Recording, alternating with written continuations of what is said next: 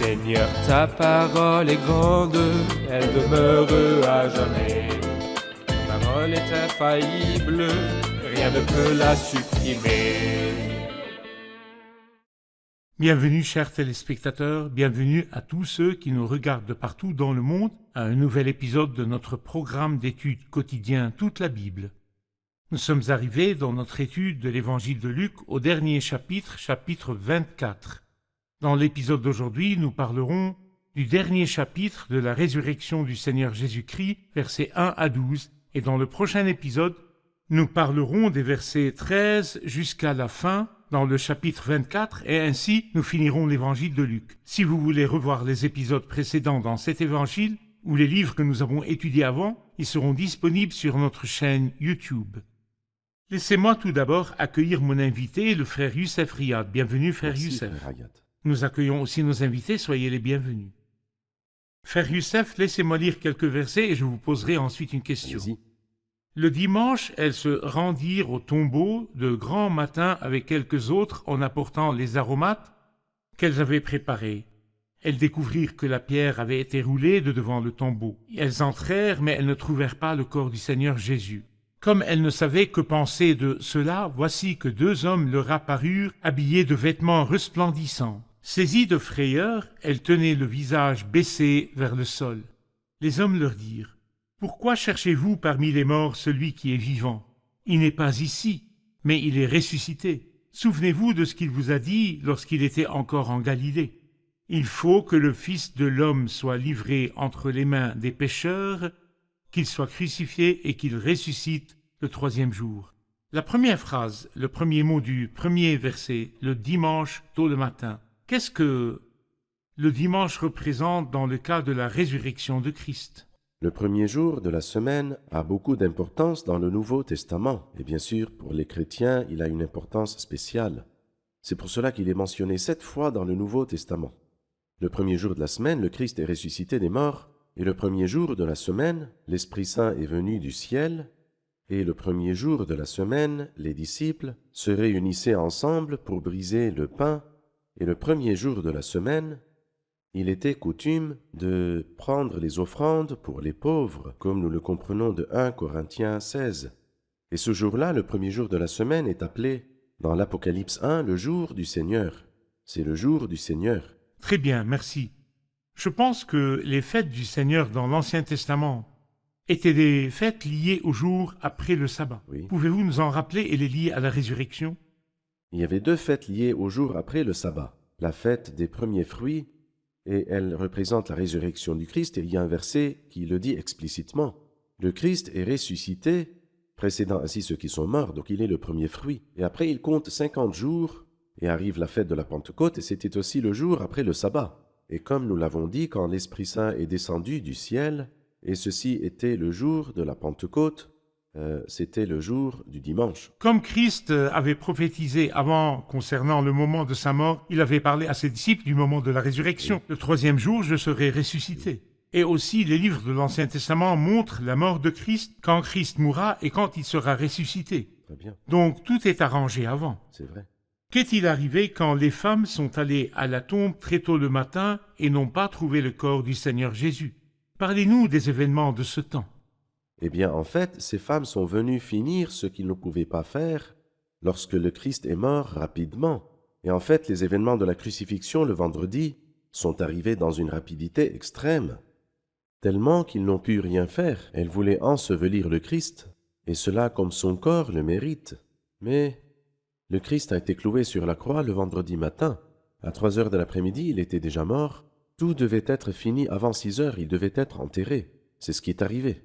Et il est vrai que Nicodème a embaumé le corps avec Joseph d'Arimathée, mais les femmes ne voulaient pas manquer ceci. Elles voulaient vraiment prendre part dans l'enterrement, mais elles n'ont pas pu. C'était pour cela qu'ils ont acheté les aromates, le vendredi dans la nuit, avant d'entrer dans le sabbat. Et le jour du sabbat, elles se sont reposées selon le commandement, et tôt le dimanche, il semble que ces femmes n'avaient aucune idée concernant l'existence des gardes et du sceau. Parce que, comme nous le comprenons de Matthieu 27, ceci est arrivé le jour du sabbat. Le jour du sabbat, les chefs de la nation sont allés chez Pilate. Ils se sont permis de faire cela. Ils n'avaient aucun problème dans cela, bien qu'ils aient refusé, un jour auparavant, d'entrer chez Pilate pour ne pas se profaner avant la Pâque, mais ils sont allés. Leurs intentions étaient Ils mauvaises. distortent les choses d'après leurs intentions. Ils les distortent, exactement. Donc, ils ont demandé les gardes et le sceau, et on dirait que les maris ne savaient pas cela. Qui roulerait la pierre? Est-ce le seul problème de rouler la pierre qui était à l'entrée? Elle ne savait pas qu'elle était scellée avec le sceau de l'Empire romain, et personne ne pouvait la rouler. Et il y avait aussi des gardes pour arrêter quiconque de s'approcher, donc probablement elle ne savait pas cela, ni ceci, ni cela. Frère Youssef, il y a une phrase qui représente l'espérance pour tous les âges. Pourquoi cherchez-vous parmi les morts celui qui est vivant? Il n'est pas ici, mais il est ressuscité. Que voyez-vous dans cette phrase? Je vois que notre Christ est vivant, et cette vérité remplit notre cœur de réconfort et de paix. Lorsque le Seigneur a voulu rassurer l'apôtre Jean dans l'île de Patmos, il lui a dit « N'aie pas peur, je suis le premier et le dernier, le vivant. J'étais mort et voici je suis vivant au siècle des siècles, c'est-à-dire pas comme ceux qui sont ressuscités dans la Bible et sont morts de nouveau, mais il a dit « J'étais mort et voici je suis vivant pour les siècles des siècles. » Et je me rappelle, il y a des années, je suis allé à Jérusalem et j'ai visité le tombeau du Christ, et combien de réconfort j'ai eu à cause du verset écrit à l'entrée du tombeau. Il disait « Il n'est pas ici, mais il est ressuscité comme il l'a dit. » Et je me rappelle aussi l'un des hommes de Dieu que j'ai rencontré. Il a dit « En effet, le Christ n'est pas dans la tombe, mais il est vivant dans le cœur de ceux-ci. » Il y avait un groupe qui venait de l'Amérique, qui chantait et louait, et donc il a dit « Il n'est pas dans la tombe, mais il est vivant dans le cœur de ces gens-là. » Tellement de gens, après que le Christ est mort et ressuscité, des millions de personnes sont vivants et opèrent et existent à travers lui. Il est lui-même leur vie. Il est le souffle que nous avons, le Messie, le Seigneur, et c'est par lui que nous vivons. Et sans lui, la vie n'a aucun sens. Merci, nous ferons une pause, puis nous reviendrons pour une question.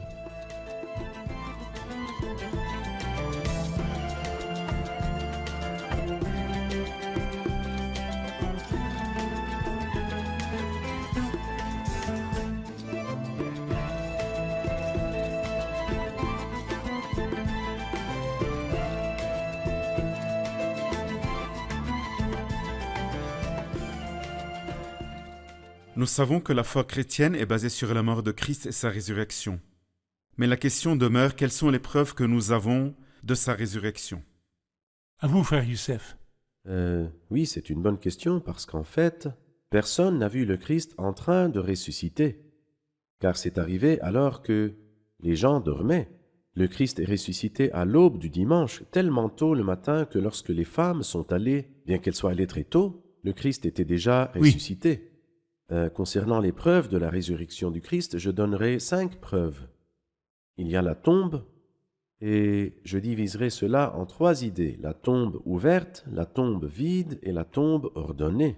Je vais expliquer cela, mais j'ajouterai aussi une autre chose, et c'est en fait l'apparition des anges. Oui. Non seulement la tombe ne contenait pas le Christ, mais il y avait des anges qui ont dit qu'il est ressuscité. Et troisièmement, l'apparition du Seigneur lui-même. Vous remarquerez que dans le livre des Actes, les apôtres n'ont basé leur évangélisation dans la résurrection du Christ ni sur la tombe vide, ni l'apparition des anges, mais à nous qui avons mangé et bu avec lui après sa résurrection d'entre les morts. Donc la tombe, l'apparition des anges, et le Christ, et les saintes Écritures. Il est ressuscité Conformément le troisième aux jour, Écritures. Conformément aux Écritures. Et puis ensuite, la 5e et dernière chose est en fait les apôtres eux-mêmes qui, après avoir été hésitants de croire à la résurrection du Christ, ils sont devenus des défenseurs et ils étaient totalement prêts à mourir afin de confirmer cette vérité.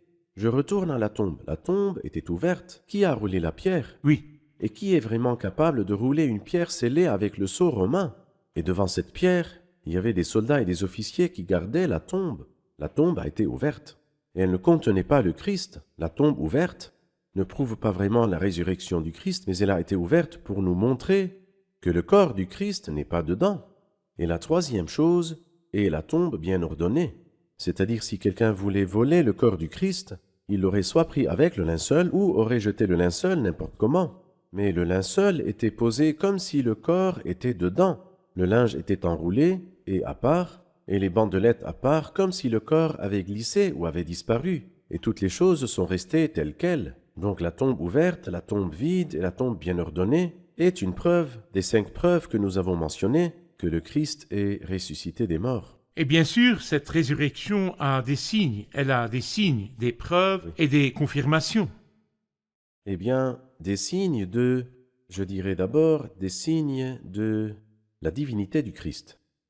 Deuxièmement, de l'humanité parfaite du Christ.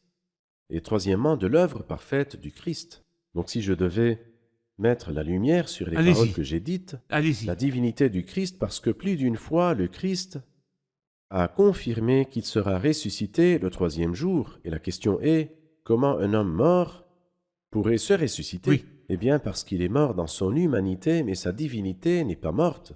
Et c'est pour cela que, dans Jean chapitre 2, verset 19, il dit « Détruisez ce temple, et moi, en 3 jours, je le relèverai. » Et dans Jean chapitre 10, verset 17 et verset 18, il dit « Personne ne m'enlève ma vie, mais moi je la donne de moi-même. J'ai le pouvoir de donner ma vie, et j'ai le pouvoir de la reprendre aussi. » Alors, pour commencer, la résurrection du Christ confirme la divinité du Christ, deuxièmement son humanité parfaite, parce que le Christ a été justifié dans l'Esprit, comme nous le lisons dans 1 Timothée chapitre 3, verset 16. Dieu est apparu comme un homme, sa justice a été révélée par l'Esprit.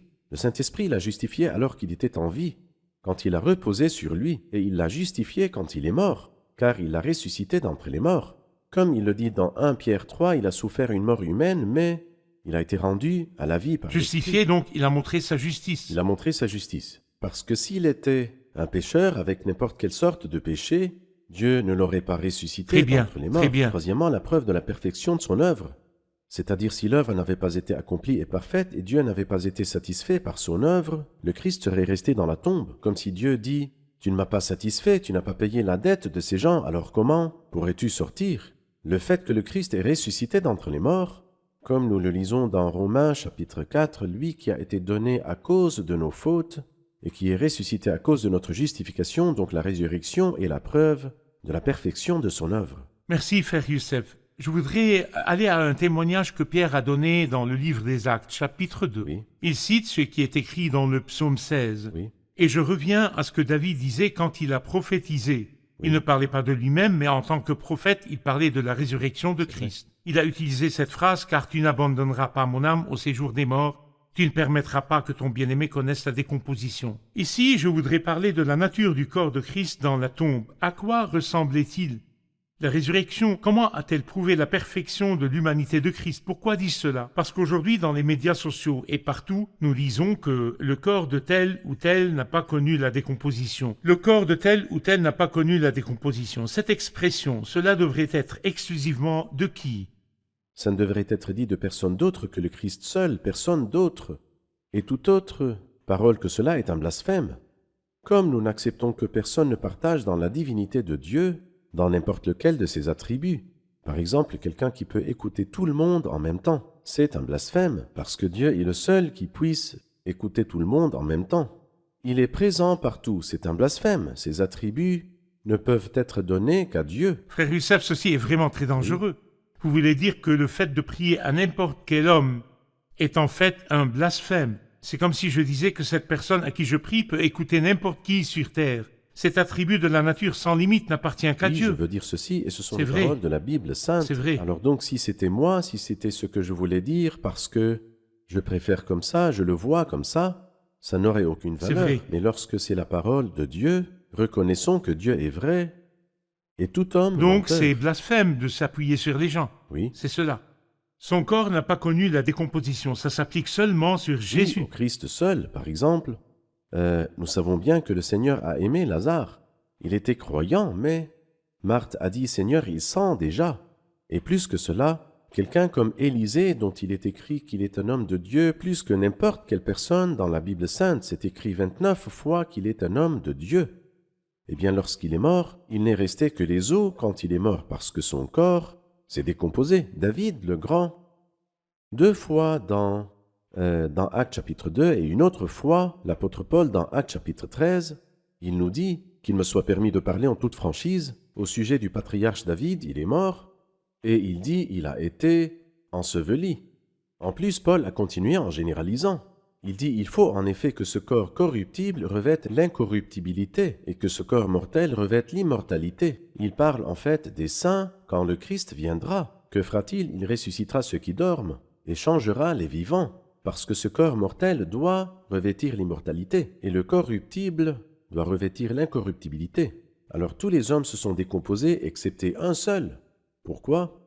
Eh bien parce qu'il est né sans péché et n'a pas fait de péché. Si vous trouvez quiconque qui est né sans péché et qui n'a pas commis de péché, je suis d'accord avec vous que son corps ne se décomposera pas. Merci, Frère Youssef. Paul a dit dans 1 Corinthiens 15 à propos de la résurrection et de l'Évangile, quand il a dit de l'Évangile que c'est en fait une proclamation que Christ est mort pour nos péchés d'après les Écritures et qu'il a été enterré et qu'il est ressuscité le 3e jour. Et il nous parle de quelques suppositions. Et si Christ n'était pas ressuscité? Rappelez-nous de cela. Si Christ n'était pas ressuscité, que serait la situation? Eh bien, énormément de choses seraient arrivées. Par exemple, nous serions restés dans nos péchés. Car comme nous l'avons dit, la résurrection du Christ a prouvé que Dieu a accepté la substitution pour nous et notre justification. Il a été donné à cause de nos fautes et ressuscité pour notre justification. Si le Christ n'est pas ressuscité, alors nous sommes toujours dans nos péchés. Et aussi ceux qui sont morts en Christ sont perdus. Nous disons qu'ils ressusciteront, car si vraiment nous croyons que Jésus est mort et ressuscité, alors ceux qui sont morts en Christ seront ressuscités aussi. Mais si le Christ n'était pas ressuscité, personne ne ressuscitera. Alors nous sommes les plus misérables de tous les hommes, et les apôtres deviennent de faux témoins. Ce serait horrible si le Christ n'était pas ressuscité d'entre les morts. Mais remercions Dieu. Dans le même chapitre, dans 1 Corinthiens chapitre 15, il dit « Mais en réalité, le Christ est ressuscité des morts, précédant ainsi ceux qui sont morts. » Merci, Frère Youssef. Nous ferons une pause, puis nous reviendrons pour une question.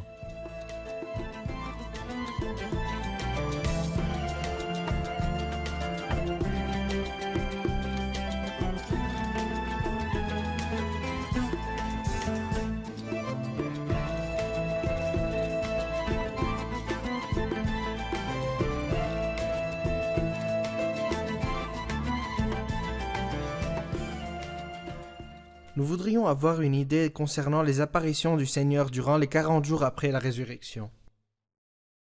À vous, Frère Youssef. Eh bien, l'un des buts du fait que le Christ est resté pendant 40 jours après la résurrection était vraiment de restaurer ses petits.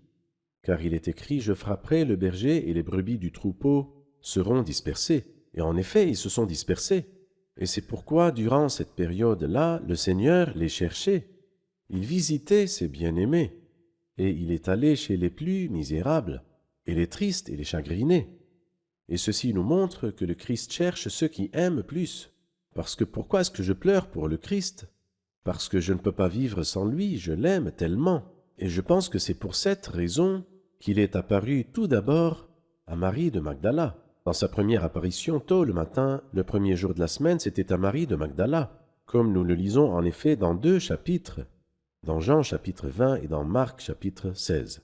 L'apparition suivante, nous lisons à son propos dans Matthieu 28. Il est apparu à 2 femmes. Elles s'approchèrent et s'agrippèrent à ses pieds. Et il leur a donné un message, « Allez dire à mes disciples, allez dire à mes frères qu'ils me verront à Galilée. » Alors donc c'est la 2e apparition.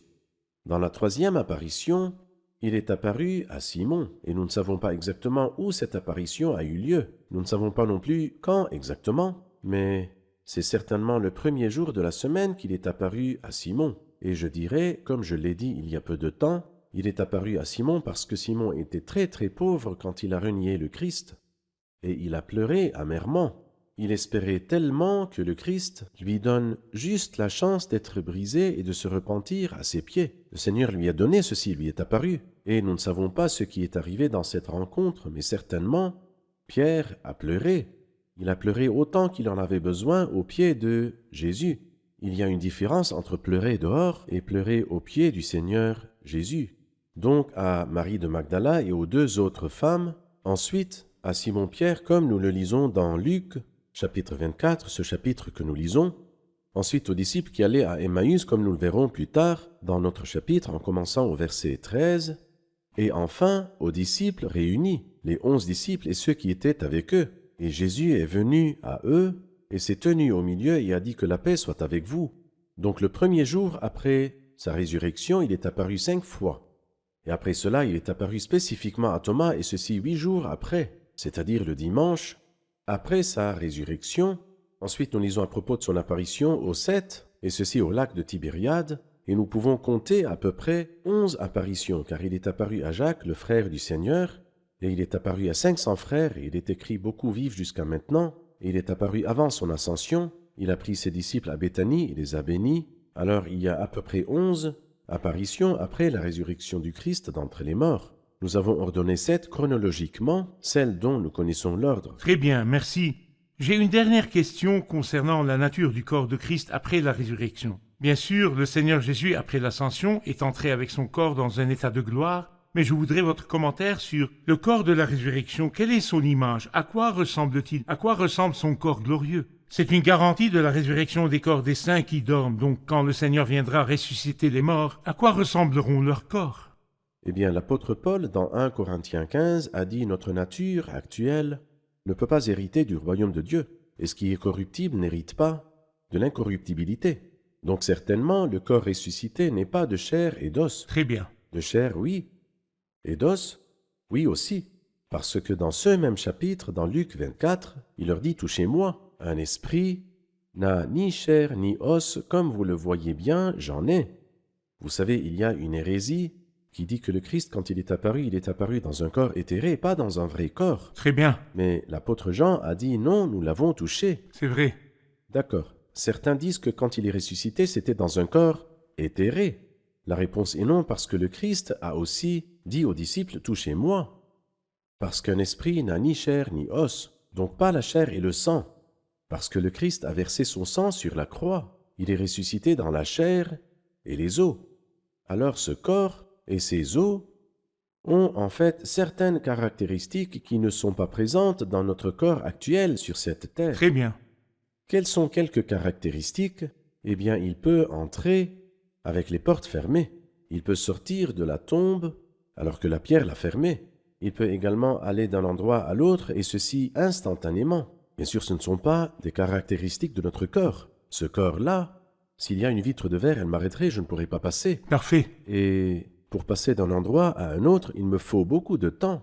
C'est pourquoi vous remarquerez que toujours dans les messages, il dit « Dites aux disciples qu'il vous précédera en Galilée ». Et pour que les disciples aillent de Jérusalem à Galilée, il leur fallait peut-être 1 jour de marche, mais le Christ pouvait y arriver en un seul instant. Ce sont certaines capacités du corps ressuscité, et ce seront, en fait, les capacités des corps ressuscités et transformés. Il transformera notre corps de misère pour le rendre conforme à son corps glorieux. Bien sûr, certainement, le corps de Christ n'a pas été touché par la maladie du tout, parce Oui. qu'il est né sans péché, Oui. mais nous rassurons nos chers téléspectateurs, les saints qui sont dans la douleur ou malades, que notre corps de misère sera bientôt transformé, C'est vrai. et nos corps seront conformes au corps glorieux de Christ lui-même, Oui. son corps glorieux. Très bien. Merci frère Youssef, nous sommes arrivés à la fin de l'épisode.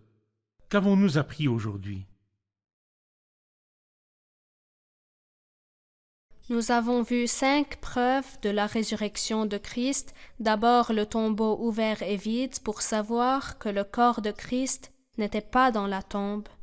Et la tombe était bien ordonnée, et le corps de Christ est disparu du linceul. Les anges sont apparus aussi, et c'était l'une des preuves, et l'apparition du Seigneur lui-même. De plus, l'Écriture dit qu'il est ressuscité le 3e jour. Les apôtres eux-mêmes, qui hésitaient quant à accepter la résurrection du Seigneur Jésus-Christ, sont devenus prêts à mourir pour confirmer cette vérité. Nous avons vu que les preuves de la résurrection montrent la divinité de Christ et la perfection de l'humanité de Christ. C'est aussi la preuve de la perfection de l'œuvre de Christ. Si Christ n'était pas ressuscité d'entre les morts, nous serions restés dans nos péchés. Mais il est mort pour notre justification. Nous aurions été les plus misérables des hommes. Les apôtres auraient été de faux témoins, mais Dieu merci, car il est ressuscité avec la puissance d'une vie sans fin. Merci, que Dieu vous bénisse. Merci frère Youssef, que Dieu Seigneur vous vous bénisse. Chers téléspectateurs, nous avons appris de l'épisode d'aujourd'hui que l'évangile est basé sur la mort de Christ, son enterrement, mais aussi la résurrection de Christ. Comme les Écritures l'ont prédit et ont parlé de la nécessité et de l'inévitabilité de la mort de Christ, elles parlent aussi de la résurrection de Christ.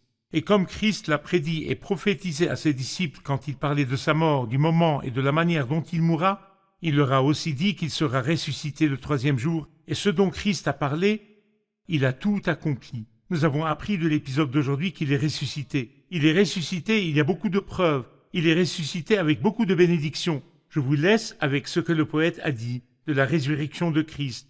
Alléluia, le Seigneur est ressuscité après avoir complété son œuvre, après la mort et la douleur. Glorifions l'agneau. Il est mort pour nous, bien qu'il soit le juste, cet ami cher et intime. Il a vaincu la mort et a donné la vie et l'immortalité. Le Rédempteur des croyants est ressuscité triomphalement et a donné la vie. Il est vraiment ressuscité et ouvert le chemin du salut. Et il est sur le trône du Très-Haut. Il intercède en tout temps. Il promet de venir pour prendre les croyants. C'est un jour joyeux, le début de notre mariage glorieux, où nous chanterons tous à notre seul époux. Je vous invite, chers téléspectateurs, à venir et à connaître la personne de Christ qui est mort et est ressuscité, et il est sur le trône du ciel maintenant, et il vous invite à l'accepter pour qu'il soit votre Sauveur et votre Seigneur. Je vous revois dans le prochain épisode. Que le Seigneur soit avec vous.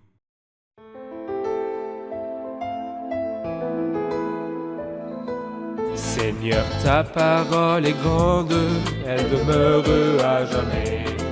Ta parole est infaillible, rien ne peut la supprimer.